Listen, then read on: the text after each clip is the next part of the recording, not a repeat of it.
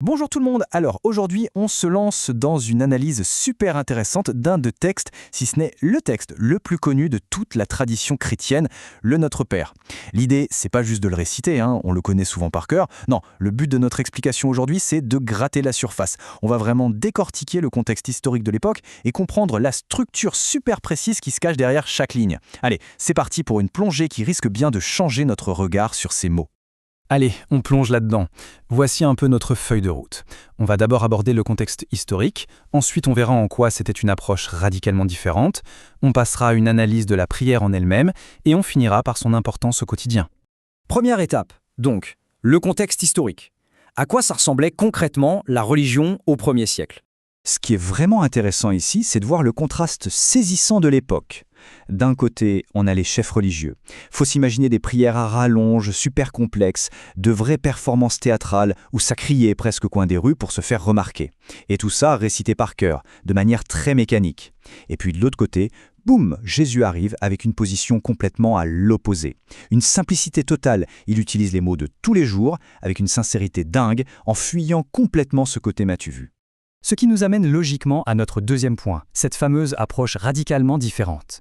On voit que les disciples, qui vivaient au jour le jour avec Jésus, observaient ses habitudes de très près. Et ils ont vite capté que sa pratique de la prière, c'était pas du spectacle. C'était carrément le moteur de sa vie. Un truc vital, silencieux, intime.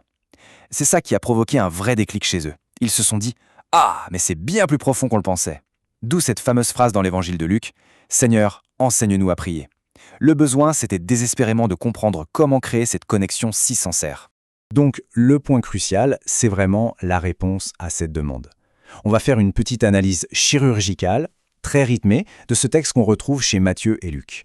Dès les premiers mots, ça pose les bases. Notre Père qui est aux cieux. Pas de divinité lointaine, pas de rituel glacial, non.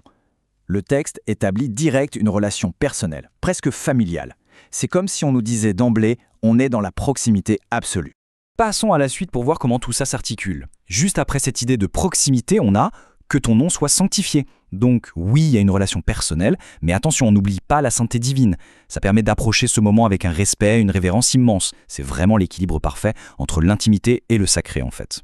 Ensuite, on sent que le langage change un peu de cap pour se tourner vers l'avenir. Que ton règne vienne. Là, c'est une véritable aspiration. On lève les yeux de notre petit quotidien pour exprimer un désir profond, celui du retour de Dieu et de la présence active du Saint-Esprit. C'est une demande remplie d'espérance. Et c'est là qu'on touche à l'idée d'abandon total. Que ta volonté soit faite sur la terre comme au ciel. Les sources insistent pas mal là-dessus.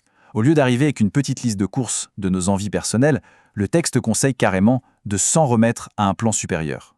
C'est lâcher prise, faire confiance à 100% au fait qu'un plan plus grand, c'est ce qui est le mieux pour nous. Là, le rythme change. On redescend sur Terre de manière hyper pragmatique. Donne-nous aujourd'hui notre pain quotidien. C'est fascinant parce que la prière reconnaît nos besoins humains les plus basiques. Mais attention, les sources montrent que c'est une double demande. D'un côté, on parle de la survie physique pure et dure, l'eau, la nourriture, et de l'autre, de la nourriture spirituelle, incarnée par Jésus et sa parole. On couvre littéralement tout le spectre de ce qu'il faut pour tenir la journée. Puis vient la réciprocité, et c'est un point super fort. Pardonne-nous nos offenses, comme nous aussi nous pardonnons à ceux qui nous ont offensés. C'est pas juste un truc à sens unique du genre « donne-moi le pardon et au revoir ». Non, la repentance ici est directement, intimement liée à la capacité de pardonner à ceux qui nous ont blessés. C'est du donnant-donnant spirituel, un vrai miroir de l'action divine. Ensuite, on passe à un véritable appel à la sécurité. Ne nous induis pas en tentation, mais délivre-nous du malin. C'est très lucide sur les galères de ce monde. On demande concrètement une protection, un abri sûr contre le mal. C'est d'ailleurs une idée que les sources rapprochent directement du fameux psaume 91, cette notion de refuge absolu face au danger.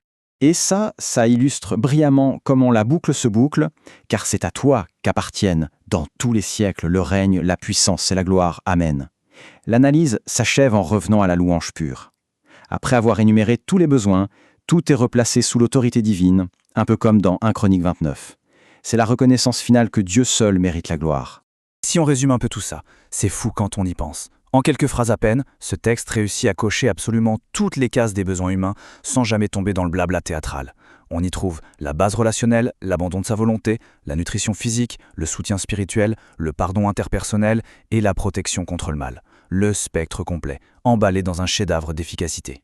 Bref, tout ça nous amène à notre 4e et dernière partie, l'importance de ce texte dans la vie de tous les jours. Parce que bon, cette analyse historique, c'est bien beau, mais l'enseignement principal du texte source est super clair. On nous encourage vraiment à laisser tomber les rituels lourds et compliqués. L'idée, c'est plutôt de privilégier une connexion super simple, avec des mots de tous les jours, de préférence chaque matin, une vraie discussion sincère, zéro artifice. Et pour finir, on peut se poser cette question qui fait pas mal réfléchir. Historiquement, on vient de le voir, ce texte a été pensé pour casser les codes des règles complexes et offrir quelque chose de direct. Alors, quelles sont les barrières modernes qui nous empêchent aujourd'hui de prendre le temps pour une habitude aussi simple? Face à un outil aussi puissant pour se reconnecter à l'essentiel, qu'est-ce qui coince dans notre quotidien? Franchement, c'est une question qui mérite réflexion. Un grand merci d'avoir suivi ce décryptage, on espère que cette analyse aura été passionnante et à très vite pour de nouvelles découvertes.